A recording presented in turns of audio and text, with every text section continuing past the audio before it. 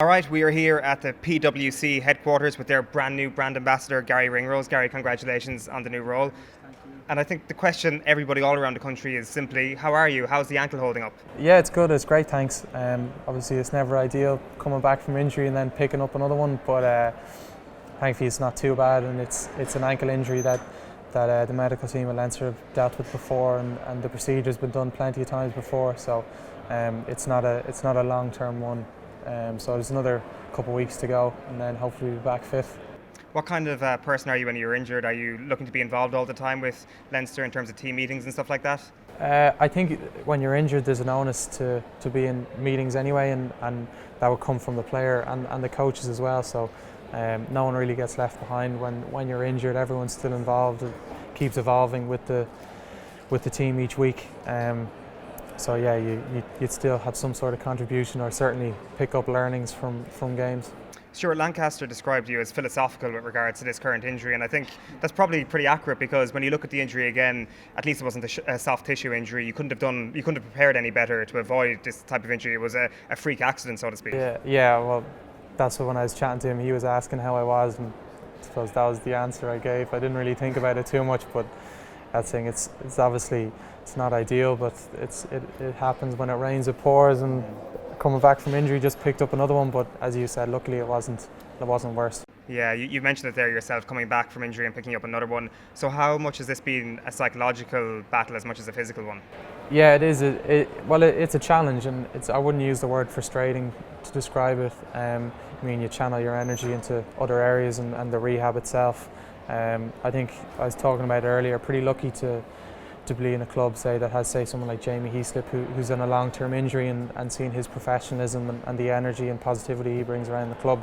I mean, it certainly sets the right example, and even like you kind of see everyone goes in and out of injuries. Seeing Sean O'Brien coming back from one as well, and seeing the professionalism and work he puts in, it's I know I consider myself lucky to be around guys like these and can kind of follow their example. And in terms of your own experiences then that might have helped you out here, like your whole career, it hasn't been an easy ascent, so to speak. Like if you look at your time in Blackrock, for example, you know, fourth year, fifth year, and even in sixth year, you had to fight for your place in that team. Of course, you finished sensationally, but there was still that battle all the way up through school. Does that come into your thinking? Does that make you a stronger person mentally? Jeez, I wouldn't have overthought it, looked too far into it now, or overthought it, but yeah, I think regardless, wherever you go, there's always going to be competition, and the odds might be stacked against you, but yeah, you just gotta, all you can do is keep the head down and keep working hard, and I mean, control the controllables, and anything like selection or injuries, stuff like that is unfortunately out of my control, so there's no point worrying about that kind of, or might try to worry about or channel my energy into just working as hard as I can. I think I heard somebody describe yourself and Robbie Henshaw as almost the elder statesman of this Leinster team at this point, with the new talent that's coming through there. Do you ever get time to reflect on your initial burst into the Leinster team as that period of hype, and how hard it might have been maybe to try and continue your incremental developments while this hype was happening? Yeah, I don't know, I wouldn't really think, it kind of just happened so quickly, and you don't really think too far back in it.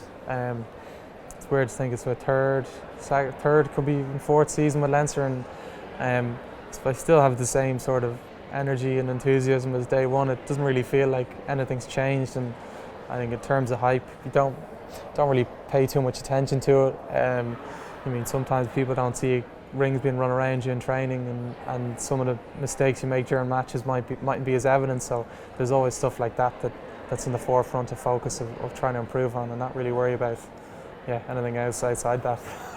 Do you see any comparisons then with your kind of ascent? And I think actually the Jordan Larmour try against Munster, this is the comparison I was hoping to make here. Like, people said that's Jordan Larmour's Garry Ringrose moment. Do you see any parallels like that yourself? I know, I think he's better than I was, and some of the performances he's put in have been phenomenal. And it comes as no surprise that he's included in the Six Nations squad. You know, he's one of the hardest working lads in the squad, and as I was saying earlier, he's one of the last off the training pitch, and I mean, he's a humble guy, down to earth, so he won't get too distracted by anything else other than kind of sticking to his knitting, and what works for him is working as hard as possible, and it's proven in performances. So I think I'd be pretty excited to see if he's involved in some capacity during the Six Nations.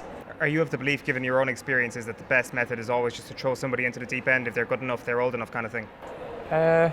I don't know. I think it's from playing like even under 20s. It is kind of gradual steps, and he was impressive with under 20s. So it's not. I can't imagine it's too much of a jump that he's been prepared. And I mean, you learn so much in training. Certainly, I found when I for my first season that it's not so much a deep end. You just kind of try to adapt as quick as you can based on your learnings and learn as much as you can. And I don't know. I think that's probably I think you earn your spot. It's not a matter of kind of thrown into the deep end. If you're good enough, you get picked. And someone like Jordan certainly has proved he's good enough in training, and then he's proven he's good enough out in a Leinster jersey as well.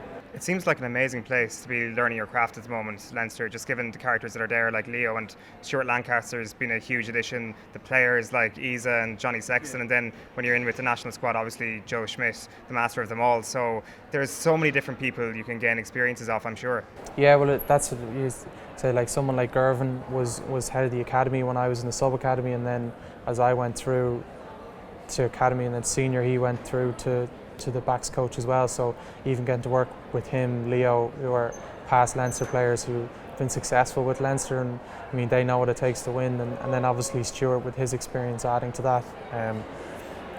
I consider myself lucky, and then I mean players, there's a combination of players I would have grown up watching and supporting and trying to copy while I was in school. The fact that I get to work with them on a daily basis, I mean it still hasn't really worn off, and I mean, I'm always trying to learn as much as I can off them. And then you throw in someone like Jordan Larmour who comes in and is running rings around you. You have to learn just as much off him. So it is, as you said, it's a cool atmosphere to be a part of. And yeah, ideally get back as soon as possible from injury now and get the chance to play alongside the guys.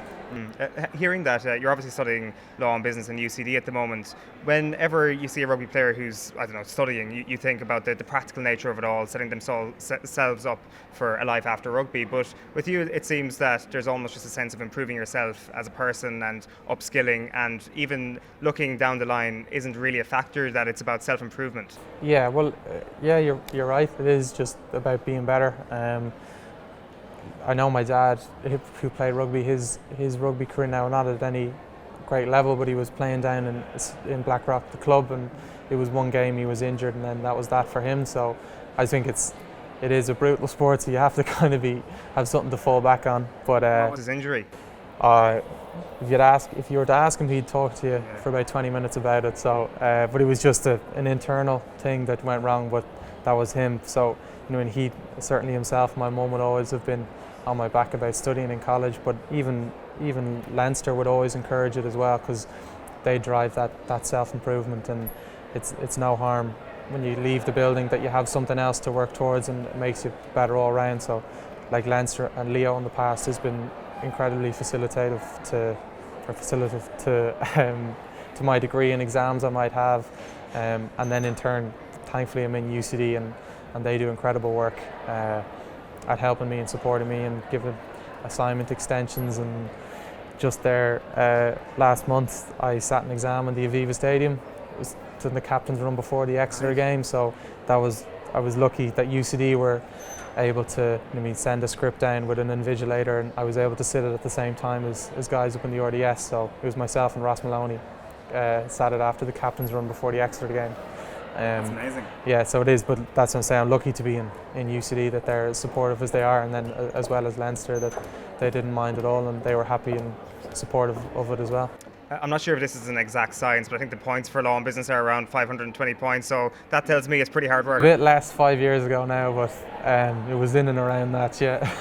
Is there a general awareness then around Leinster about players and about the end of the road? Because Gordon Darcy a couple of months ago was writing about how he left rugby and suddenly he was into the real world and didn't really expect it to be as hard hitting as it was, that he wasn't fully prepared. You seem like you are going to be fully prepared. Is that certainly doing a degree like that takes around 500 points to get into is a good start anyway. But well, there's a couple, like Rory O'Loughlin and Dan Levy graduated last year from the degree I'm doing now, business and law. So I think there's a good culture that amongst the young lads to get something done in college, as well as the support coming from Leinster, that they're happy and supportive of guys to study outside. So I don't know, I wouldn't really think too far down the road.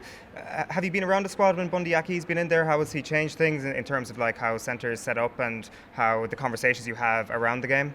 Yeah, well, I've only been in. I was in a camp there a couple of weeks ago. It was only a short kind of one day. Yeah, I haven't trained too much with him, but I know from chatting to Robbie, he can't say enough good things about him, and I think he's proven in the Connacht jersey his quality and how good he is, and he's a real leader at Connacht, and I've no doubt it was evident in November, and I've no doubt it'll be evident during the Six Nations the calibre of a player he is. That, you know, I mean, at Ireland, at the end of the day, any successful team has an incredible amount of competition. So in the centre, with himself and Chris Farrell has come home. That this year, them as new additions adding to that competition, and hopefully drive the standard around them as well as making Ireland better. So I guess that's another element of self-improvement, isn't it? Yeah, well, like there's two ways you can look at it, and I think the best way is to view it as trying to better yourself. And I mean, selection is something that's unfortunately never in my control. So and there's no point worrying about something like that. All I can worry about is just trying to improve myself as much as I can and learn as much as I can. In Leinster, put my hand up for selection, get back fit, try and put my hand up for selection, and then kind of go from there. Because your position is kind of representative of the strength and depth that Ireland has at the moment. It's not just a great 1 to 15 anymore. This is a team that's very strong when you look at the bench, and that's what's getting a lot of people excited when it comes to the World Cup in 2019 as well. Well, it's why I think there is a lot of excitement, but I know kind of the mindset I'm thinking, and I'm sure the guys in camp are the same, is that all they're worrying about is France, to be honest, and preparing as best they can for France and putting forward their best performance and hopefully win. And they're not really thinking too much beyond that, I can imagine, that take each game as it comes. Thanks a million for watching. If you want to subscribe, well, there's the button right there. If you want to see more videos, hit that down there.